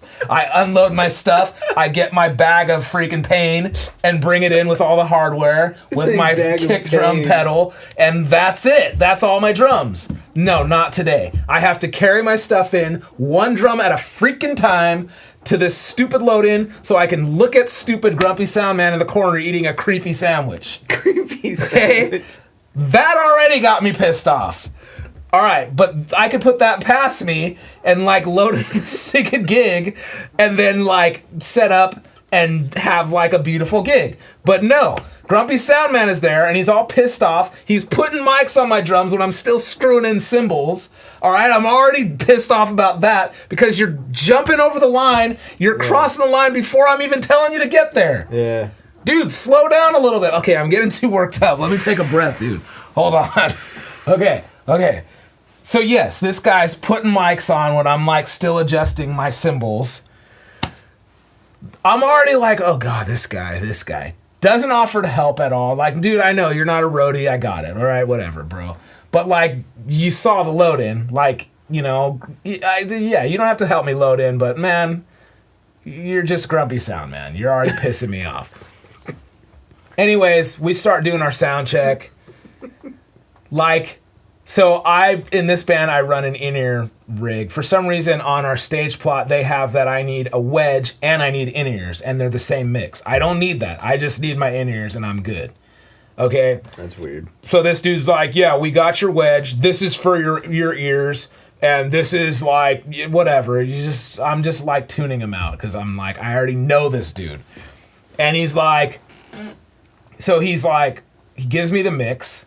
He's like, well, no, he's being the typical sound guy where I'm like tuning, I'm putting moon gels on. It takes me literally 2 minutes, okay?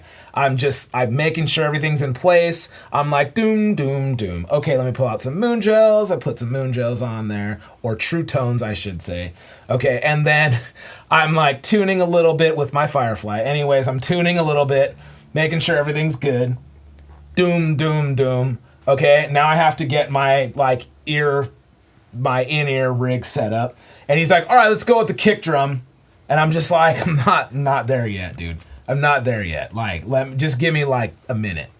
And I'm like plugging stuff in. I'm checking the SPDS. Like, I'm doing everything I need to do to make sure I'm set up. He's like, kick drum. And I'm like, I'm not freaking ready yet. And then it's like, kick drum, drummer, kick drum. And I'm like, I need a minute. Okay, drummer's not ready. Why don't we just go with guitar then? Like all super sarcastic. Like, I'm like, bro, this guy's killing me already, dude. He's already like, I'm just gonna, you know that feeling where you're like, I'm just gonna let that one slide. Like you wanna say something, but you're like, no, I'm sure he doesn't mean it. But freaking Grumpy Sound Man always means not it. Ready yet? He's only got the most to set up on stage. Exactly. The hardest instrument to tune in the world. We'll just go with guitar then. Like, you know, guitar's not ready. Well, then why don't I just crack open a beer? Like, you know, like just with the attitude, just the attitude. Okay, so we. Me, I'm just gonna sit here in the sun. Yeah. That's him. That's him. Okay, so like this guy, dude, this guy is such a tool, man. Like I just can't even tell you. Like, so we get to where my drums are good, and then I have nothing. It's my fault. Like I didn't my in-ear monitor like thing wasn't plugged in properly, so I wasn't getting anything. I was like, yeah, I'm not getting anything, you know. Oh, he was probably super pissed. So he had to walk all the way from front of house all the way to the stage, and he's all pissed off. He had And to walk. I'm like, it's my fault. It just wasn't plugged in. It's plugged in the wrong one. Sorry, plugged it in. Blah blah blah blah. We're good. Oh yeah, I can hear it now. The kick drum is actually like melting my brain. It's so loud because he has it cranked. But then he doesn't turn it down to walk to the stage. He just cranks it and then walks to the stage. So then when I plug it in, I'm like, boom, and my brain is literally, I have probably had a concussion. It's like rattled from my freaking in-ears. And the freaking stupid... Some good in-ears. And the stupid And the wedge. I have a double duty for no reason. Anyways, I'm like, whatever. Can we turn down the kick drum? He turns it down.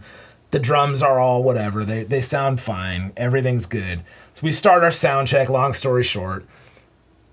He's like, well, what do you want in your ears? And I'm like, well, I have ears on, so I cannot hear anything except for what you feed me. So if you could give me a good mix of like, just give me a house mix. Yeah. Just give me a house mix. I need to hear everything or else I can't hear anything. So he goes through the drums. I get the drums. And then I hit this. He's like, can I get the cymbals? And I hit the cymbals and I'm not hearing anything. I have no cymbals. Like I'm getting cymbals through the tom mics. So I'm like, I hit my right, like stage right, or my ride side, and I'm like hitting it, like indicating that I need some overheads, a little bit of overheads in my mix. And he's like, I'm not going to give you any of the overheads because that'll just cause a big problem on stage. I can't feed you any of the overheads in your monitors. You're like, I got in-ears, dude. I'm like, just turn the wedge off. If you didn't notice, I'm wearing in-ears. You know, like exactly what you said. Like, why are you putting it into that? Just put it into my ears. And he's like, well, fine. If you want it, just fine. I'll just give you a little bit. And so I'm like, I don't need much, man, but I have to be able to hear my cymbals. You know, I'm like, just give me a little bit. Anyways, he gave me a little bit, which is fine. Drums were fine. It was fine. We get to like the vocals. The vocals are so loud. Like in everybody's monitors, like not just mine. The guitar player was like, the singers are like, can you turn down the vocals in our monitor? He's like, hold on, I gotta get a mix first. Like literally, I'm not joking. Like yelling at your singers? Yeah. Like yelling at everybody. And everybody's like, can you please turn the vocals down? And he's like, guys, I need a minute. I gotta make a mix first. Like, can we please just get like the vocals down? Like our ears are bleeding. He's like, hold on. Like totally being a jerk, dude. Totally. Like, can I get kick drum? I'm playing kick drum. The bass is like, do. Like checking his tuning. Only kick drum, please. Only kick drum. Like, yeah. Like total jerk. Like full of attitude. Man. I hate that. God. Bad attitude. And then our singer, like the leader of the band, our singer is like full of sass, always at the right time. I love it. So he's like, we're playing a song and the vocals are so loud, like I said. Like I stopped and I'm like, bro, I go, the vocals are literally hurting our ears. Like I said it like with some like attitude. And I'm like, you have to turn down the vocals. And then he was like, okay. Then all of a sudden he realized that he was like being a jerk. And so he like turned everything down. He's like, how's that? And it was just still with attitude, you know? Anyways, we get through like the song. And so we're just waiting. And then like, he's like, well, do you guys want to do another one? And then the vocalist goes, oh, are we allowed to talk now? Like, basically, are we allowed to tell you what we want? Because he was just being such a jerk, and she was just, like, totally, like, giving him attitude back. Yeah. But, like, she did it in a way that wasn't really, like, it wasn't really like, oh, so we're allowed to talk? It was like, are we allowed to say anything? Like, kind of like playing stupid, like playing dumb to play into his game. Mm-hmm. It was awesome. And then he, like, changed his tone. Well played. Yeah. And then he changed his tone. He wasn't, like, cool, but he wasn't being, like, a blatant jerk for no reason. You know, he was just, like... And, yeah, he was still being grumpy, like, sound guy. Just, dude had no, like, manners. No, like... I hate that. Yeah, dude, just beat it. Just... And I get it. I'm sure, like, you know, I'm sure sound people have their fair share of issues they have to deal with on a regular basis. Okay, yeah. Well, I'm sure they deal with some, like, clowns or, like, bands that are, like, total dicks or, like... Or, like, playing, like, okay, we're checking drums, but then the guitar player decides to, like, shred. Yeah. Okay, like, I get that, but that's clearly not us, dude. That's clearly not my band. That's clearly not what we're doing. We're professional. Like, we're, you know, it's just, there was no reason. Like, grumpy sound, dude, like, I don't know what your problem is, man, but you need to, like, just go back in your little freaking booth and twist your little knobs or push your phasers or do whatever you do. But, like, you need to stop. Like, you need to plug in wires. Like, I don't know, dude, but you need to stop being a jerk. If you, like, are pissed off that you're not a musician, then go be a musician. Like, get on stage and do it. But stop being mean to bands because you have to mix. That's the freaking path you chose, dude. That's your job. If I ask you for more of my freaking snare or more of the vocals, dude, just twist your little knob, dude, and give me some. Stop, like, that's what you get paid to do, bro. Yeah. Like, why are you so, like, bent out, you know, like, upset about that? I really like those, that's part of why I really like those little My Mix things. Yeah, because you can do it yourself. yourself. In-ears where, yeah. So you don't have, you just, like, make everything sound good for yourself and you're set. And it's like... I wish I had that, you know, but I don't, and, like... Especially with in-ears, man, you know how it is, dude. You gotta rely on other dudes to, like, give you what you want. And, like, I literally try to be so nice. Like, I try to be like, hey, man, if it's cool, if you got it, like, I could use a little bit more of the vocal, or, like, I just, like, hey, man, like, so what do you want in your monitor? Oh, man, just give me, like, a house mix would be good, you know? Like, I have to wear in-ears for this gig, and, like, there's some tracks, or there's, like, some, like, you know, there's clicks, and there's stuff that I have to play along to, so I have to wear in-ears for this gig. And I'm like, if I can't hear this, we can't play the gig. And if I can't hear everybody else, we can't play the gig. So I need a house mix. I have my own mix for, like, my tracks and all that stuff. Just, why can't you do that? Like, why can't you do that and be nice about it? Yeah. Like... I mean, like, I can show up and play drums and be, like, stoked, or just be, like, nice to a sound guy. Like, if I can be nice to you when I have a segment on a show called Korey's Soapbox, and I could be nice to a sound guy and be like, hey, man, how's it going? Thank you so much for your help. Like, yeah, sure, I'll just take a house mix. That's cool. Yeah, that's great. You know? That's it? And you're still going to be mean? Yeah. Like, beat it, bro. Beat it. I don't need you at my gig, dude. I don't need you. I just stop being nice. Like, I'm not going to go up to you at the end of the night and be like, hey, man, thank you so much. Like, no. You're a creep, dude. You're a freaking creep. You're a creeper. Creepy sandwich under a tree. Yeah. You're eating your creepy sandwich under your little umbrella, turning knobs. It was an umbrella, yeah. Well, yeah. With your stupid, creepy mustache and your washed up freaking band shirt. Freaking... Beat it, dude. I don't like you. Grumpy Sound Man is all over the world, dude. He's all over the world, and he needs to stop coming to gigs. Go get another job. There really is a lot of them. Why? I don't know. Where do they come from, and why are they so mad? Is doing sound that hard? I'm sure it requires a lot of skill. Well, then why are you in it? Dude, look, like... But everything you do, it requires a lot of, like... if you do it professionally, it requires a lot Dude, of carpet skill. laying was the worst job I ever had. That's why I stopped doing carpet. I was bitter. I was grumpy carpet guy. Grumpy carpet, man. Like, I didn't want to be grumpy carpet guy anymore, so I stopped doing that job. Like, if you hate your job, if you hate your life that much, go do something, dude. Go to the beach and, like, relax. Go ride a bike, dude. That's what I do.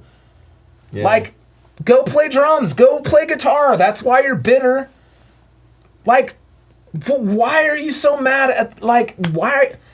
I just don't get it. Like, okay, yeah, you have to carry speakers and you have to plug them in, and you have to like set up mics, and you have to make sure all the mics are in order, and they're like, yeah, that's line 1 and that's line 2, and I get it. And then you have to mix everybody, and the singer's like, can I get more of me? And like, I get it, but like, you still don't have to be mean about it. Everybody's happy if you're cool. You know, I've never really thought about it this way, but I wonder if some of them, if they picture their job as being front of house sound primarily, and then mixing stage sound is a secondary thing. So that's why they're so annoyed with the band, because they're like, their main mission is to make front of house sound good. Yeah. And they're like, the band is just annoying. But But like, I've had grumpy monitor man. Yeah, when you have like the guy Yeah. that does just the stage sound and someone else. Yeah. Or a woman that does just front of house or a stage. Yeah. I know what you mean, yeah. How about grumpy sound man at the front, where, you know, you're like, front of house grumpy sound guy is like, all right, give me kick, and then you give him kick, and then he's like, good snare, but you're still getting like monitor man to give you kick, and so you're still playing kick, and then he's like, snare, and you're like, I need to get kick in my ears before I can move to snare, bro. Like, just give me, like, you literally checked my kick for 10 seconds. Can you give me, like, 30? Yeah. Like, yeah, that crap pisses me off, dude. That gets me on my soapbox every time. It bums me out. Dude, let me tell you a whole nother story, and I have to push the button for this because this happened a long time ago, but I never got on my soapbox on this show about it. And this is a doozy. This one really made me mad. Korey's soapbox.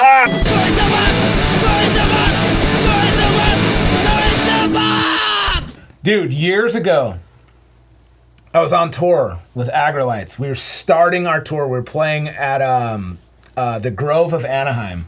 We were playing with Dropkick Murphys. It was a sold-out show. It was a huge show. That's rad. Dude, it was my job to give our CD intro to the sound man.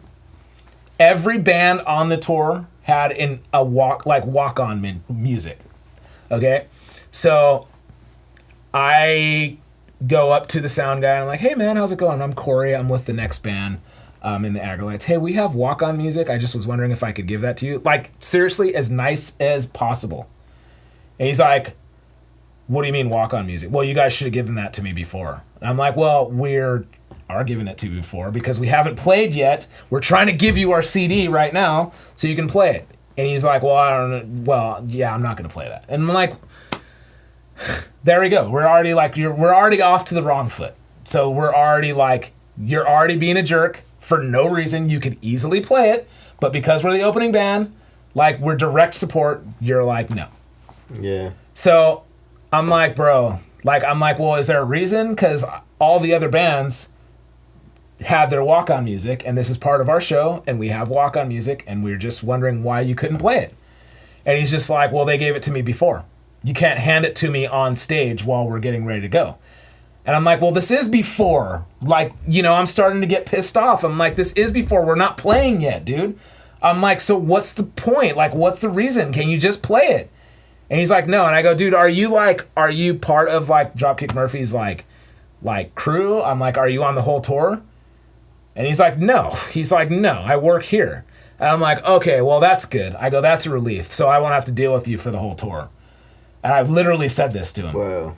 Nice. And he's like, I guess not. I'm like, all right, well, whatever. So then we go on with our sound check. So then it comes time to line check our stuff. Uh-oh. And he's like, kick. And I'm like, dude. And he's like, good. Snare. Like, I mean, I literally didn't even barely, like, I went, doof, doof, and he's like, good, snare, blah, like, and he's like, good. Like, goes through my drums in less than 5 seconds. And he's like, yep, sounds good. Guess you won't have to deal with that for the rest of the tour. Yeah. I almost walked all the way to the front of the house and socked that clown right in his face, but I didn't. Because that was day 1 of the tour. We would have gotten kicked off. Whoa. I was so mad, dude. There was nothing but feedback. There was nothing but, like, just, it was a disaster. It was a disaster. Dude was the king of all grumpy sound men. The king of all of them, dude. This guy was such a jerk. Like, I don't know. I don't like to wish ill on people, but this dude deserves whatever he got coming to him. Because he's a total clown. Total clown. Total clown. Doesn't deserve to work in our industry at all, dude. Guy's an idiot. Those 3 total clowns. Yeah. Total clown. I'm surprised I haven't hit the freaking thing like 15 times for that guy. Because that guy really, years later, I mean, I don't know how, 10 years later, dude is still, like, irked me so bad, dude. Dang. So bad. And, like, I was actually, after our set, I was actually looking for him. I was, like, that mad, but he was, who knows, who cares? But, like, I never saw that dude again, and, like, thank goodness. That's the grumpy sound man, dude. Nobody likes you, dude. Nobody likes you. Grumpy sound man, go home. You don't do your job well. Yeah, you're underappreciated because you're a jerk. That's why. You're not underappreciated because no one knows who you are. Everybody pays attention to the band. Dude, go join a band if you want to get in that position. Yeah. Go join a band if you want to get in that position, dude. It should be said, though, I've had more than my fair share of really good sound people. They were had good attitudes and were a pleasure to work with. And I've noticed sounded nice and was able to... And when that happens, usually, at least with the bands I play with, they give them props at the show. And like, you know, not that that's what they're doing it for, but just, you know, like... Yeah. We used to, like, there's times where we used to, like, always tip, like, before our set, like, in Agrolites, we'd go up and say, hey, man, thanks for doing our sound, and tip him, like, a few bucks. Yeah. And that would always go over well, but, like, not when he was Grumpy Sound Man. Never would I ever. But then, the singer in Sharp Shock, Davey, does sound, like, on the side, like, when he's not gigging or whatever. And, he says one of the things that really bugs him is when bands show up and don't say hello or introduce themselves to the sound man, like, and be like, hey man, just want to introduce myself, I'm Korey or whatever, you know, just want to say thanks for doing our sound and whatever. And so we try to make a point to, like, do that to sound men, like, hey man, what's up, thank you so much, nice to meet you, like, just at least introduce yourself, nice to meet you, you know, or whatever. And then it, like, kind of paves the way. He's like, when bands are respectful like that, I want to go the extra mile for them when I'm doing their sound. But the bands that show up like they're rock stars and just, like, you know, you're the help, which I get that. But we're not like that. Like, I'm not like that, dude. Like, I'm not like that. I'm like, hey, how's it going, man? Thanks for your help. You know what the best solution is like Sharp Shock again, like we open some, like, pretty good shows, and I hate when you're the opening band or you're the support act and you have to deal with their front of house guy, whoever the headliner is, and so they could care or less about you. They're just like, whatever, mix you guys, yeah, great. So we started, like, a couple of our first shows, we brought our own sound man. Like, we hired a guy that was on our team, on our side. We didn't know him, but we hired him. Yeah. And he was, like, there to, like, basically in our corner. That's when you don't have to deal with grumpy sound man. Like, bring your own sound guy. You bring your own dude that he knows he's getting paid from you, and he's down to help you in any way. And he's, like, part of your crew, he's part of your team, he's part of your band, and, like, that's what makes the difference. Then you don't have to deal with some clown that, like, doesn't want to help you. Grumpy sound man, just stop showing up to our gigs, dude. Find just something in your life that makes you happy. Yeah, man. Do that. Just find some joy in your life and stop coming to gigs and being mad at the bands, dude. We didn't do anything to you. Yeah. We just want to play, dude. Just got here. You know what the difference is, man? We found something that makes us happy and you didn't. So go find that. Stop turning knobs and pushing phasers, dude, or faders, whatever they're called. Just stop. Just stop. Like if it makes you that mad to wind up a chord, then just stop doing it. Go find another job, dude. Go find another job. Mm-hmm. Drive Uber, man. You don't even have to get hired, dude. You just have a car. An app. And an app.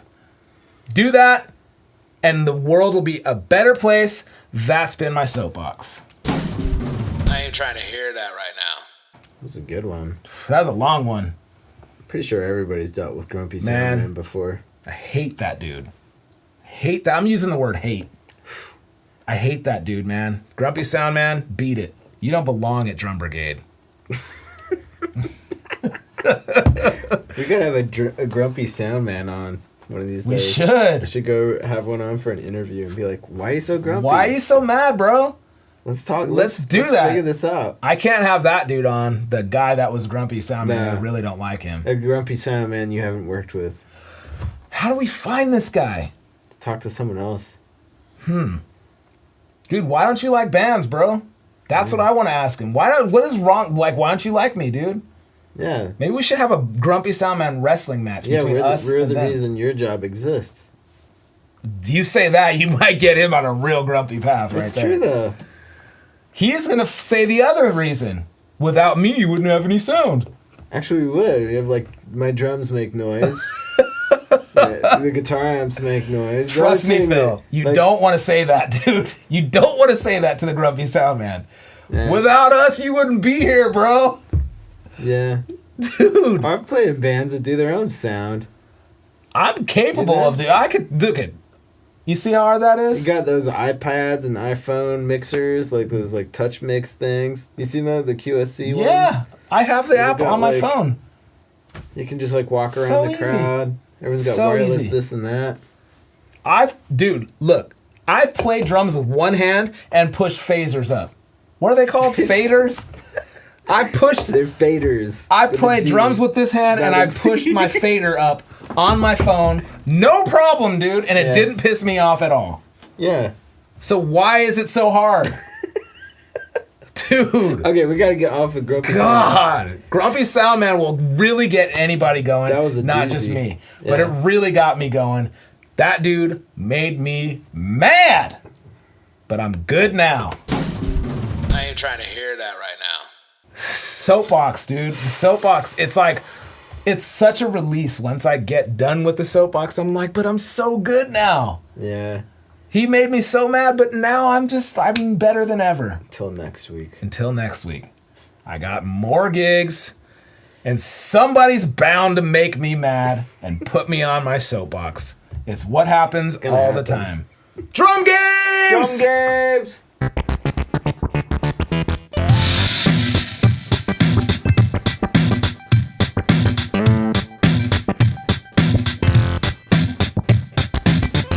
All right?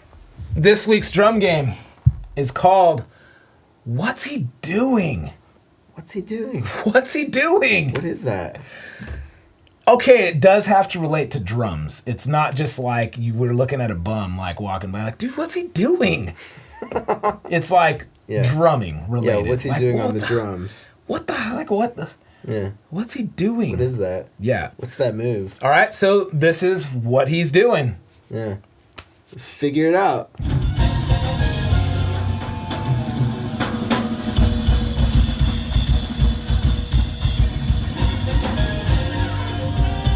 What's he doing?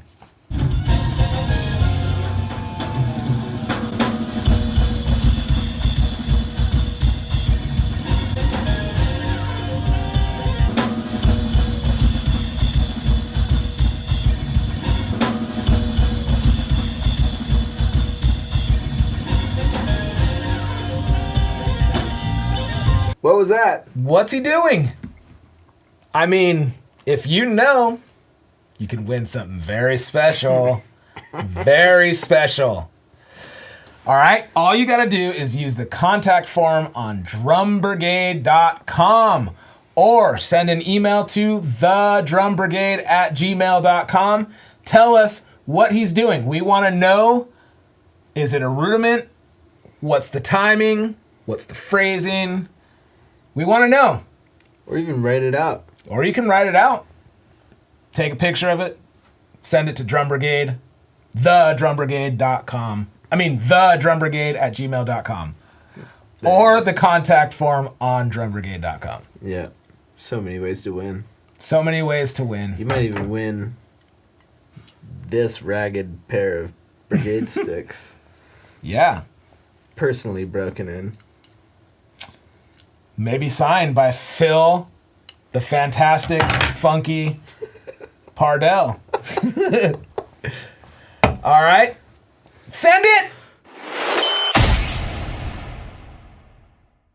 All right, dude. It was a good show. Another episode of the Drum Brigade Show. It was good. Episode 3. Good soapbox. Whew. Good drum doozy game. soapbox, dude. Product reviews, you know. It's all right. It was pretty good. It's about as good as practice pads go. Yeah, it's all right. It's all right. It's versatile. It's a versatile all right. Rebecca Jade. She's something. She's got some big hair. Mm-hmm. And she got a big voice. Good stories, too. Yeah. She's going to be killing it on drums. Like, she's already kind of killing it. She's playing some crazy stuff that I didn't think she could play yet, but she can do it. It's trouble. She's trouble. So, that has been episode 3 of the Drum Brigade Show. Yeah. Drum Brigade. Drum Brigade. Drum Brigade. Drum Drum Brigade. Brigade. Drum Brigade. Drum Brigade. Drum Brigade. Keep away your